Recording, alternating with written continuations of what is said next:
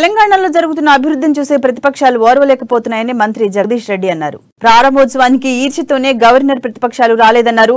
సూర్యాపేటలో జగదీష్ రెడ్డి మాట్లాడుతూ అభివృద్ధి నిరోధకులు రానంత మాత్రాన వచ్చే నష్టమేమీ లేదని, ప్రజాస్వామ్యంలో ప్రతిపక్షాలు మూల్యం చెల్లించుకోక తప్పదని మండిపడ్డారు. నూతన సచివాలయం తెలంగాణ ప్రజల ఆత్మగౌరవానికి ప్రతీక అని కేసీఆర్ పేరు చరిత్రలో చిరస్థాయిగా నిలిచిపోతుందని జగదీష్ రెడ్డి అన్నారు. ఏ రకంగా అక్కడ ప్రజలకి ఎటువంటి మేలు చేసే పరిస్థితి గవర్నర్ గారు కావచ్చు, వారి నాయకత్వంలో నడుస్తున్న ప్రతిపక్షాలు కావచ్చు. నిన్న తెలంగాణ జాతి గర్వించదగ్గ పద్ధతుల్లో ప్రారంభించుకున్న రాష్ట్ర సచివాలయం ప్రారంభ కార్యక్రమానికి రాకపోవడం అనేది వాళ్ళ యొక్క ఆలోచనలు తెలియజేస్తూ ఉంది. ఈ రాష్ట్రం అభివృద్ధి కావడం వారికి ఏమాత్రం ఇష్టం లేదు.